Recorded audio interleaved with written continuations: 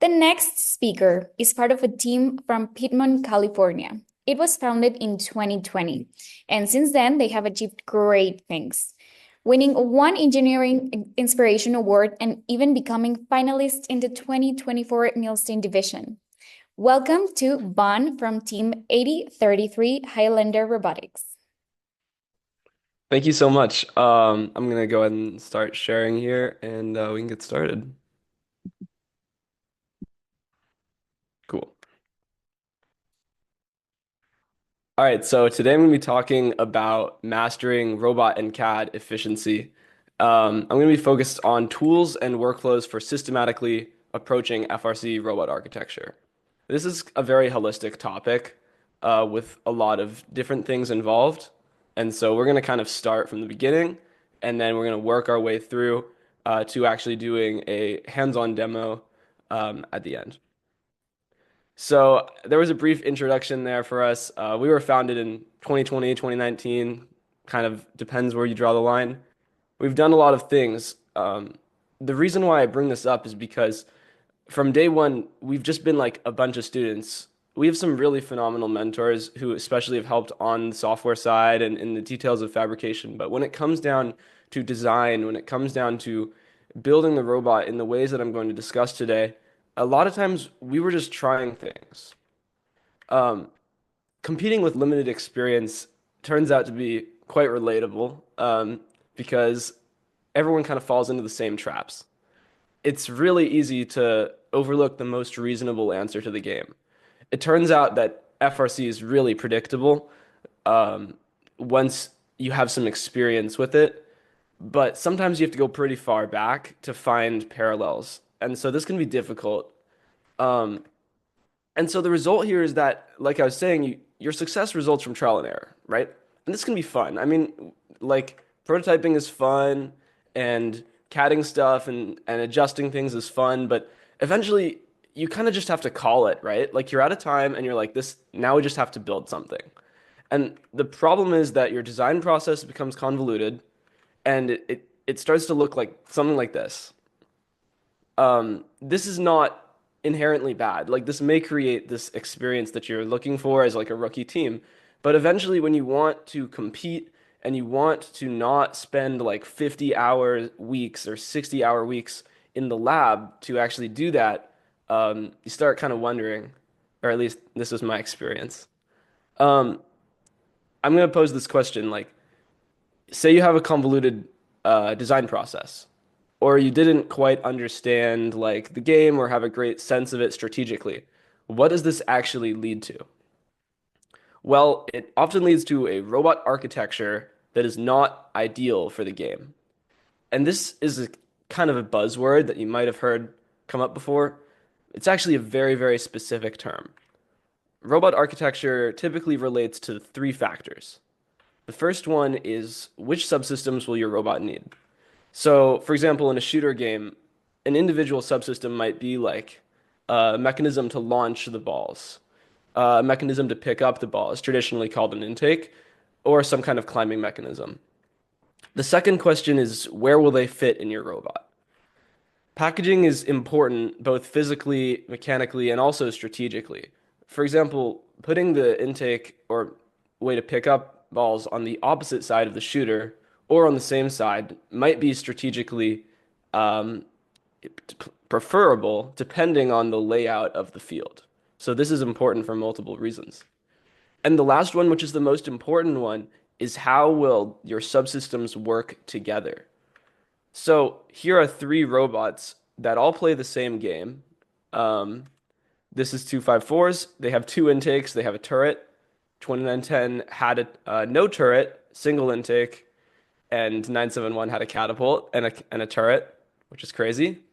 But my point here is that you can see how, even though they might share some of the same subsystems, um, there are variations in how they work together and where they fit.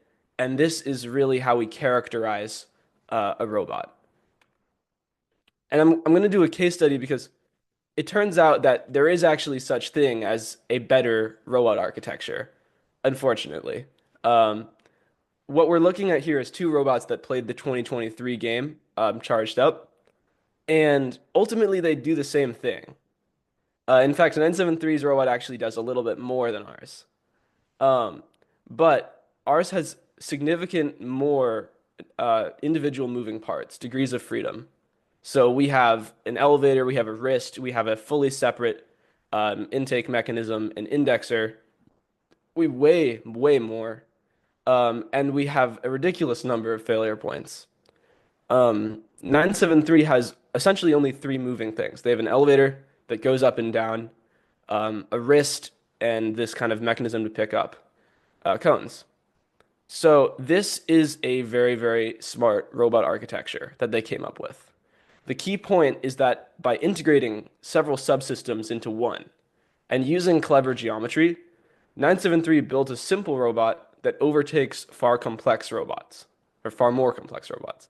And they did this by combining subsystems, so having one thing that does several things on the robot. This is really difficult to do, as you may have learned the hard way, especially if in 2024 you were trying to think of a robot architecture that did everything from the amp to the trap to the shooter. But I think it boils down to two main problems. The first one is that FRC games have bait, right?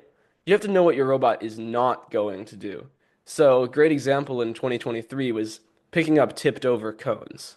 This was something that people obsessed over. People were like, how can we do this? And you had teams like Orbit 1690 actually succeeding in doing this. But ultimately, I think everyone kind of agrees it was not worth it. But these kinds of decisions are very difficult to make on day one. The second thing that's difficult is that simplicity is actually kind of much harder than complexity in a way, because it really you kind of have to go complex first and then work your way back to be simple. And so you need some kind of way to try a lot of different ideas. You're not going to be able to come up with this robot architecture on day one, or on try one, or on try five. It's going to take a lot of tries. So I'm going to pose this question. Like, being the teams that don't have the experience, how do we actually do that? Well, the first step is to follow strategic design. And this is going to come up a lot. And so I'm going to kind of gloss over it because it's not really my focus. But there are some points here. It's essentially an umbrella term for building the simplest robot that can play the game well. So you're trying to minimize the moving parts. You're trying to lean into stuff that you can buy off the shelf. You're trying to leverage existing solutions and open alliance and whatever other resources as much as possible to avoid reinventing the wheel, right? So there are many amazing talks specifically on this subject from Mike Corsetto with Citrus and Karthik with from Canadian FRC that I suggest you check out. But the problem with strategic design is that it isn't a workflow. It's more like a set of guidelines. It's something that we kind of keep in the back of our head. But when the kickoff actually comes around, it can be really difficult to balance strategic design with game analysis, with prototyping, all of these things that are supposed to be happening at the same time.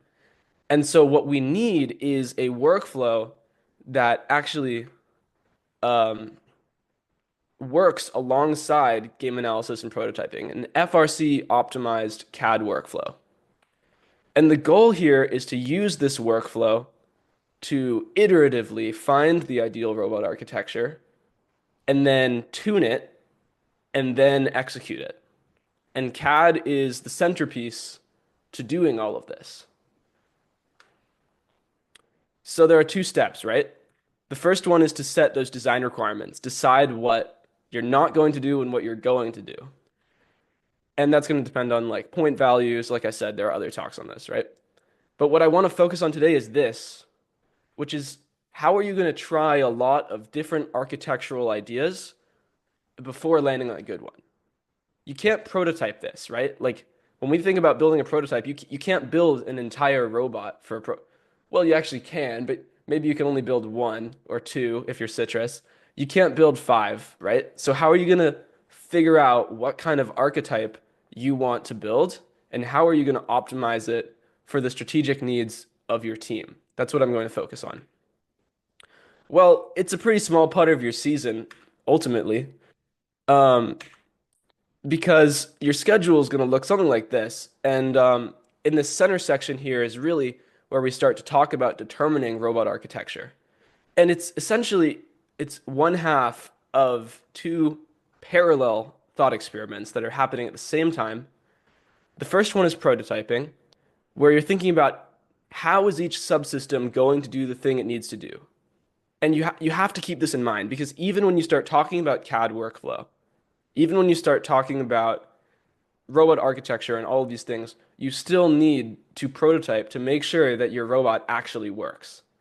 And those lessons are also feeding your robot architecture decisions because your prototyping is telling you how difficult things are. For example, your prototyping might tell you that picking up a tipped cone is really hard. And then the strategic side of your team needs to take that knowledge and understand that it is very difficult and probably not worth doing. And somehow that's going to factor into this magical workflow that we have to figure out what our robot architecture is going to look like. Okay, it all really starts with visualizing ideas, right? To try and figure out a robot archetype. Well, we're essentially trying to answer this question. And like I said, we know what our robot should do. That's the strategic analysis. Prototypes will determine how to do it, so we don't have to worry about that. Like finding a specific method to pick up a cone or whatever. But the question that we're trying to solve here is how will this all fit together in a robot? We're going to take inspiration from previous robots. We're going to try many different architectures quickly, and we're going to build a robot without building a robot. Okay? So this is where we're at. It's actually possible. We can get really far with a sketch, okay? And to demonstrate this, I want to literally just sketch a robot out. Okay, so I'm going to sketch out Team 254's 2018 robot, Lockdown. Here it is. You might have seen it. And I can boil this down very easily into a simple sketch. So let's do that. I got some bumpers. Okay. Um, I got a swerve. Well, actually, they had a tank drive, but let's say it's a swerve. I got an elevator. This can go up and down. I know this is silly, right? But we're gonna build from here. So, and then I have an arm, and I have on the end of this a pivot. And then I have some kind of claw on the end, and then I can score backwards by extending the elevator, arm backwards, claw backwards. So my point is that like by doing this 30-second sketch, we've already kind of fleshed out a robot architecture. And this can also be helpful for conveying design ideas. I think we've all like done this, right? With a whiteboard or maybe just a piece of paper. And it really is the basis for robot architecture. The problem is that paper sketching has limitations. The biggest one is that it's not dimensionally accurate. And so when it comes down to those finer design details and those finer integration details, you're going to run up against maybe drawing something that looks like it'll work, but in CAD, it just doesn't because there's not space or the geometry just doesn't quite work. And you need to figure out those fine details in order to make an architecture like 973's 2023 robot. You need to be able to play with the fine details. And so we're going to take this up a notch and we're going to take it into CAD. This is called a master sketch, okay? And amazingly, this is actually like popular knowledge now. Last year, like no one knew about this, but it starts by boiling down the robot in the field into essentially a 2D version. And so what you're looking at here is this is the field, right? So this is the scoring nodes, and these are the poles. And then you're looking at a robot that is being represented essentially in all of the states at the same time. And so this is the elevator. This is the elevator when extended. This is the intake when retracted. This is the intake when extended. And these circles are representing the full range of motion that an arm essentially draws. So ultimately, this is just a sketch of a robot, but like in CAD and dimensionally accurate. And the amazing thing about this is look at what it essentially has accomplished. Well, we've figured out the angle that our elevator needs to sit at, and we've also figured out the length that it needs to extend to. We figured out how long our arm needs to be and how large the pivot or how many degrees it needs to rotate across. We've figured out our intake geometry, confirming that it can fit inside of the extension limits of this robot. And we have done all of these things with a 30 to 40 minute master sketch, answering many difficult design questions and proving the viability of the architecture. Also providing a base for us to make modifications and adjustments according to our prototyping to learn about exactly what our final robot's going to look like. So since sketches are so fast compared to doing actual CAD, you can try a lot of different ideas. Now, it still shouldn't be the first step. Before you do a master sketch, you should always try and draw something out on paper or on a whiteboard. But pretty quickly, you can jump into CAD and you can try many different architectures.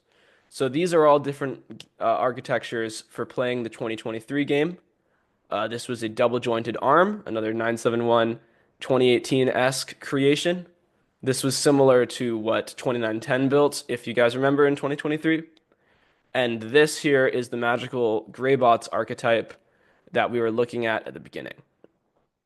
So you can see how a sketch enables you to try many different ideas and be sure that they actually work, not just in theory, but like pretty high confidence because everything here is accurate. Eventually, though, master sketches kind of become limited because we want to figure out what our robot's going to look like in 3D. And so this is why we use Crayon CAD or Block CAD, which is, you can think of it as being a 3D rendition of the master sketch. It's very simplified.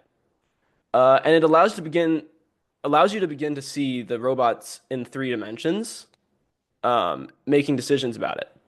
So this was on the title slide you saw, that initial side profile sketch showing how it can score on the different levels. And then this is it in Crayon CAD or Block CAD. And this scales nicely with robot complexity. So this was one that I did for a cadathon. You first start with the master sketch, and then you create this block CAD, and then you create this final CAD. So we're adding these intermediate steps here to make sure that we understand our robot architecture and we like it before we try and actually design the whole robot. And you can take this a step further with something called high fidelity block CAD. This is a robot that I recently worked on that won the West Coast Products Cadathon. It also won Best On-Shape Submission.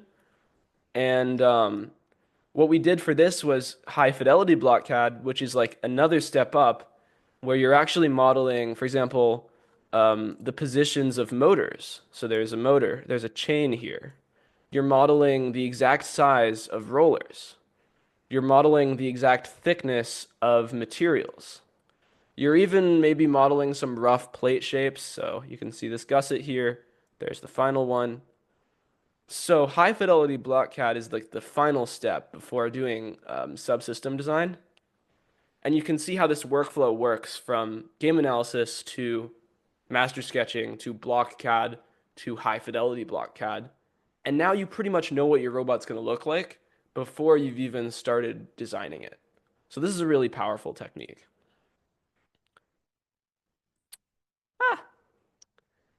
And like I've been saying, this is an iterative cycle, right? You're not going to get it on the first try. But we can try a lot of things. And we can also divide the work across multiple people, which helps us to avoid missing potential ideas and also give students unique experiences thinking through the holistic process of FRC, like what kinds of robots are going to be competitive. On 8033, we probably will have most of the mechanical team doing this on day one. But that block CAD pretty quickly is going to become a specific task for people who know how to do it. Because block CAD takes conceptual abilities. You have to be able to visualize things in 2 dimensions. And we want it to become increasingly detailed. So this is slowly going to transition from a whole team process to a specific, a few people on the team process. The key point here is that by using a CAD workflow that is based out of master sketches, block CAD, and then ultimately using these practices, we can find, choose, and tune an ideal architecture. This is the workflow for a strategic design that we can follow from start to finish and actually be confident that we will end up with a robot that we like, right? And as a bonus, our master sketches can drive the designs of our robots. In Onshape, this is very easy because you can derive the master sketch into your part studio and then build stuff on top of it. If you don't know what that means, then I don't know, shoot me an email or something. Totally happy to like hop on a call and talk about it. But the result of this is we end up with a sketch that doesn't just look like the final robot, it actually drives the final robot. So let's say that I've already designed the entire thing, but then I decide that I want to make these two rollers a little bit further apart. Say I built a new prototype and I want to make them a little further apart. Well, I would be able to change my master sketch and then update it, and Onshape would know, given that this sketch has changed, it would be able to update the shape of this plate, right? So this has the power to really revolutionize how we design robots in a short amount of time.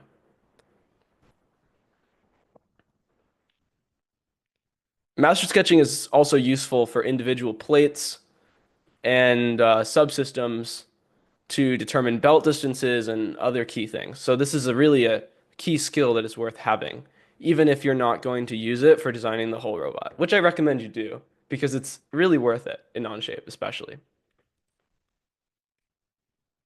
So we're coming to the end here of the first section of this. And this is kind of what your first 3 weeks of build season are going to look like in the workflow that I am proposing, the workflow that we use. The first week is all about finding that architecture that we like. While prototyping, we're also trying different architectures. We're figuring out the pros and cons of each one. And then eventually we're committing to one and creating that high fidelity block CAD. We're incorporating the lessons from those finalized prototypes to make our master sketches and high fidelity block CAD represent geometry that we know works, right? So our intake, indexer, shooter, they should have the correct compression, they should have the correct roller sizes. And then eventually, we're going to derive that master sketch into the documents, and then our designers are going to go through and design a subsystem that matches the sketch. And this is really going to help us to create a robot that is very integrated and fits together. For us, has always fit together on the first try and worked pretty well. So now I'm going to do a live demo. I'm not sure how far we're going to make it through this, but let's see, I guess I have about 20 minutes or so. So we're going to do our best. I'm going to drop this link in the chat so anyone can follow along if they want. But here, I'll send this to the panelists and they can relay it. I'm going to be going pretty quickly, so hopefully this meeting's being recorded, and if someone wants to try it again, then you can go back and watch, or I have a YouTube video here as well showing the process. So if you go to this URL, you're going to land on an Onshape document that looks like this. And I made this mistake earlier. I'm going to make my screen a little smaller because I know the ultra wide is a bit annoying for most people to look at. Is this better? There. How's this? Okay. Um, so this document has been set up to give you a solid starting point for creating the master sketch, including the field and the bumpers. So like I was saying, we really want to have a good idea of what robot we're making before we start master sketching, because otherwise we're going to get kind of lost in the sauce a little bit. And so I always like to use snipping tool just because I can screenshot and just draw. But here's kind of what I'm thinking. We're going to have some kind of elevator here. We're going to have some kind of arm here. We're going to have a pivot here. And then we're going to have like some kind of claw that comes down. Um, and then like two rollers on some kind of plate. Okay. So this is the level of understanding that you need to have before you start doing a master sketch. It's not super high, but it's conceptual. You want to understand in your brain like what this is roughly going to look like. Um, and I used multiple colors here because we're going to use multiple sketches to stay organized. We don't want to have one massive sketch with everything in it. We're going to try and keep things split up to an extent. Okay, so I'm going to start by modeling the bumpers, or sorry, the elevator, excuse me. And that's going to start with the side profile. So I'm going to use an aligned rectangle to represent that. Since all FRC elevators pretty much are made of 2x1 aluminum, the side profile is always just going to be like a 2-inch rectangle. There are a lot of things in this process that you'll just gradually get used to. I'm going to decide on a length. I'm kind of rounding here, right? Maybe this is 38 inches. And I'm going to decide on an angle. Maybe this is 55 degrees. And I'm going to decide on a position. Maybe this is an inch up and 3 inches back. Not bad. Okay, this is the base of our elevator. Now, let's say that we wanted to create a single stage elevator. Well, we would have a carriage somewhere around here, something like 7 inches long or so, and we would have an arm on it here. Now, if I was to extend this elevator, this is a single stage elevator, out to here, well, I can already clearly see that a single stage elevator is going to be too short. I mean, say I have a 20-inch arm, um, this is not going to be able to reach L3, and it's also not going to fit into the frame perimeter when retracted. So clearly we're going to need a two-stage elevator, right? This is already a lesson that we were learning from doing this master sketch. Okay, that's fine. Let's do a two-stage elevator. Well, the stages are usually the same length. So let's say that we have another 38 inch, and then on top of that we have the carriage. Well, I'm going to model this elevator in two separate sketches. One will be the retracted one, and one will be the extended. So let's say that our carriage is 7 inches, and our first stage is 38 or so. Um, cool. And these stuck to each other. It's okay.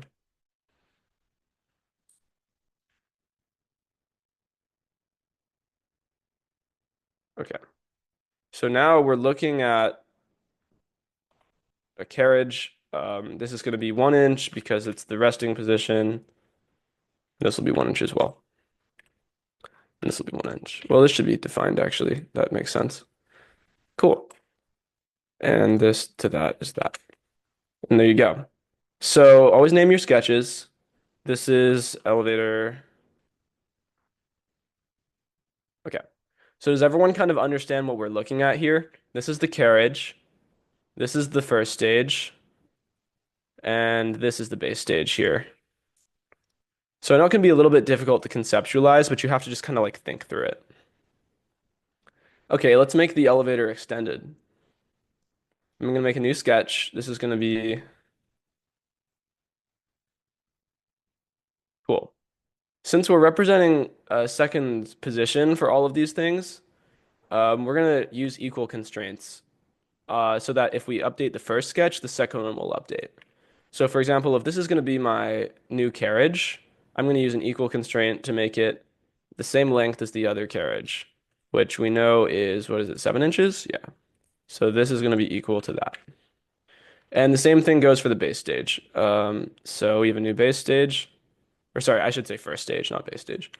That's going to be here. It is going to be this long. That should be 38. That's equal. Cool. Okay, now this is still going to be an inch because when it's extended, that's what we're working with. And now we get to decide on the overlap that we want. Um, maybe like 9 inches. Okay. So here's our elevator when extended. So retracted, and extended. This is a pretty solid start. Okay, let's do an intake. Well, we know we're going to have an arm, and we want to define it relative to the carriage because the carriage is the thing that's moving. So let's say that it's 2 inches up. And on this, we're going to have our pivoting thing. I'm going to define it in the two positions, the closed position and the open position. These have to be equal because they're the same part. This makes sense now, right? Okay, how long is our arm? 17 inches? Um, Now we can put something on the end of it. Okay. Well, we know that this thing kind of has three rollers. In real life, we would have to prototype this to figure out what would actually work, but we're going to kind of cheat here. We're going to make some assumptions. Um, and in order to model this little thing, I'm going to create a little triangle representing it and then add some circles. Okay. So you always want to dimension everything. This is going to be 1/2 inch, and these two are probably 2 inch rollers. Um, cool. This is the rough shape. So does everyone kind of understand what we're looking at here? This is the side profile of this intake here with three rollers. Okay. Maybe this is 7 inches. Maybe this is 4 inches. Let's say this is 5 inches. Let's say this is 8.5. And now probably the only thing is the angle. Yeah. I think this is a little bit too long. Okay. Let's define how long our arm is. 7.5 or so. And let's define this angle. 105. Sounds good. Okay, what's undefined? That makes sense. Let's make this 2.25. Great. That's our claw. Now to model it in the closed position, I'm just going to use copy paste. So I have my claw. I'm going to Control C, Control V, rotate that guy. This guy is going to be missing some constraints. There we can stick it on there, and then we'll need to add back that 105-degree angle, which is going to be here. Cool. And let's decide on the closed angle. Something like 60. Great. So this is going to be intake. Okay. So this looks pretty reasonable. I mean, we know that it can fit in the frame perimeter at least, and that it can sit on the ground. We're not really sure that it could pick up a cone, but those are fine details. We're not going to worry too much about that. The next question is whether this thing can score on the poles. So to figure that out, I'm going to use a linear pattern and pattern it up the elevator. First, I'm going to delete all of these constraints because I want them to be equal to the other plate. This is good practice to make it more parametric. So those will be equal, those will be equal, those will be equal, and so forth. And we really want to see this to be fully defined. That's missing. There you go. Cool. Okay, so by using a linear pattern, I'm going to be able to move this thing up the elevator if I just select it. And this UI can be a little bit confusing. We're only going to need two instances of this pattern. And the direction as such is this way. Cool. Nice. And we know that when it's extended, since this is 2 inches down here relative to the carriage, it'll be 2 inches at the top as well. Ah. And this is the length of the linear pattern. We can delete that so we can define this manually. Cool. Okay, so how'd we do? Well, not bad. We just overshot it a little, right? That's okay. Let's try maybe making our elevator a bit shorter. Maybe instead of 38, this is 37 and 37. That's pretty good. Maybe we want to increase the angle a little bit of the scoring. So we want to angle this down a little bit more. There, that would probably work. I think it's still a little bit too high, but these are the kinds of things that we could play with. Maybe we want to have a little bit more elevator overlap. Maybe this is like 11 inches. Yeah, that's pretty nice. So you can see now how this would kind of score onto the pole if there was a cone in there. And the last check is to try and figure out if this thing can score on level 2. So let's make sure that also works. I'm also going to use a linear pattern. I could just add an extra instance. It's up there now. And so now I can kind of play with it. And the answer is, well, probably not quite. This might work, but it's a little bit too close. And so what this tells us really is that we just kind of need to keep playing with the geometry a little bit. Um, it's not quite perfect. But you can see how with like a 10-minute sketch, or maybe if this is your first time doing this, this might take you like an hour. It certainly took me an hour or more. You can start to learn about whether this archetype is viable. And then you can build this into Crayon CAD, and you can build that into high fidelity block CAD. And then ultimately you can actually execute this robot and CAD it out. So with that, I want to say thanks. Um, Please email me if you have any questions, or I'm also on Discord. My website is vcorey.dev. That is kind of a portfolio, but you can also reach out to me on there if that's easiest. And if you want to learn more about this stuff generally, go to frcdesign.org, join David's design server, which is a Discord. So reach out to me, I can send you an invite. And I want to give a massive thank you to all the teams that provided visuals and resources for this presentation. And with that, I'll open it up to questions. Hi, thank you very much. It was an amazing presentation. We do have one. It's a quick one. It says, can we get copies of the various presentations from this conference? It comes from F. Bedola. Yeah, totally. Yeah, I can share this. I'll just email it. Okay, perfect. Do you have any final thoughts about the conference? Well, I definitely was gonna say huge thanks for the opportunity to present. This is my second year doing this, and it's an awesome time. It's amazing to see all of the mentors and teams come together to put this on, and I'm really honored to be part of it. So thanks. Okay, well, thank you very much. It was really nice to have you here.